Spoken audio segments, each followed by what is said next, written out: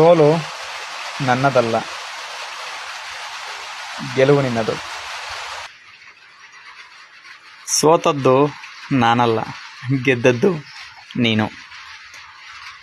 ಪ್ರಜಾಕೀಯ ಅರ್ಥ ಆದವರಿಗೆ ಪ್ರಜಾಕೀಯ. ಪ್ರಜಾಕೀಯ ಎಲ್ರಿಗೂ ಅರ್ಥ ಆಗಿಲ್ವಾ? ಕಾರಣ ಏನು? ಪ್ರಜಾಕೀಯ ಅರ್ಥ ಆದವರೇ ಕಡಿಮೆನಾ, ಅಥವಾ ಪ್ರಜಾಕೀಯ ಅರ್ಥ ಮಾಡ್ಕೊಳೋದೇ ಕಷ್ಟನಾ? ಪ್ರಜಾಕೀಯ ಅರ್ಥ ಆದವರು ಅರ್ಥ ಮಾಡಿಸುವಂಥ ಜವಾಬ್ದಾರಿನ ತಗೊಳ್ಳದೇ ಇರೋದಾ, ಅಥವಾ ನನಗೆ ಅರ್ಥ ಆಗಿದೆಯಲ್ಲ ಸಾಕ್ಬಿಡು ನಾನು ಆರಾಮಾಗಿರ್ತೀನಿ ಅನ್ನೋ ಮನಸ್ಥಿತಿನ, ಅಥವಾ ಬೇರೆಯವರಿಗೆಲ್ಲ ಹೇಳಕ್ಕೆ ಹೋದರೆ ಹುಚ್ಚ ನನ್ನ ಮಗ ಅಂತಾರೆ ಮಾರಾಯ, ನಾನು ಯಾಕೆ ಅವ್ರ ಹತ್ರ ಬೈಸ್ಕೊಳಕ್ಕೆ ಹೋಗೋಣ ಅನ್ನೋ ಮನಸ್ಥಿತಿನ, ಅಥವಾ ಇದೆಲ್ಲ ನನಗೆ ಯಾಕೆ ಅನ್ನೋ ಮೈಗಳ್ತನನ?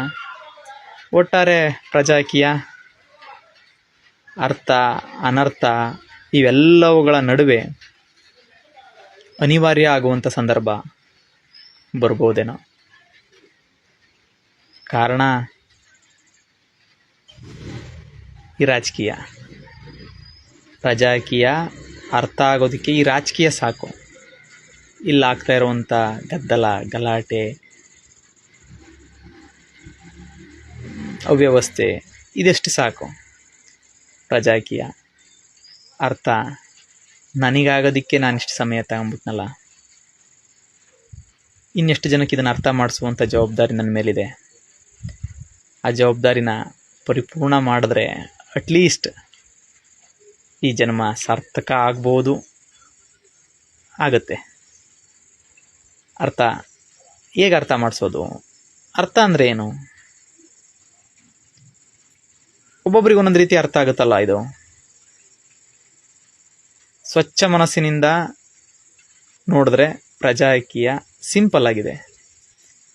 ದುಷ್ಟ ಮನಸ್ಸಿಂದ ನೋಡಿದರೆ ಪ್ರಜಾಕೀಯ ತುಂಬ ಕಷ್ಟ ಇದೆ.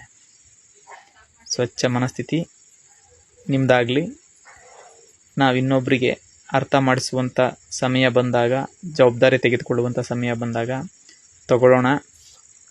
ಪ್ರಜಾಕೀಯದ ವಿಚಾರಗಳ ಪ್ರಚಾರ ನಡೀತಾ ಇರಲಿ ಅಂತ ಹೇಳ್ತಾ, ಪ್ರಜಾಕೀಯ ಅರ್ಥ ಆಗಿದೆ, ಅರ್ಥ ಆಗಿಲ್ಲ ಅಂದರೆ ಆರಾಮಾಗಿರ್ಬೋದು ಬಿಡು ಮರೆ, ಅರ್ಥ ಆದರೆ ಎಲ್ಲ ಕಷ್ಟ ಅನ್ನೋ ಮನಸ್ಥಿತಿಯಿಂದ ಹೊರಗೆ ಬರೋಣ.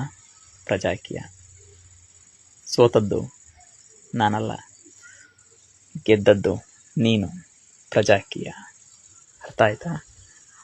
ಪ್ರಜೆಗಳಿಂದ ಪ್ರಜಾಕೀಯ, ಪ್ರಜೆಗಳಿಗಾಗಿ ಪ್ರಜಾಕೀಯ, ಪ್ರಜೆಗಳಿಗೋಸ್ಕರ ಪ್ರಜಾಕೀಯ, ಮಟ್ಟ ಹಾಕಲು ರಾಜಕೀಯ, ನಮ್ಮಿಂದ ನಮಗಾಗಿ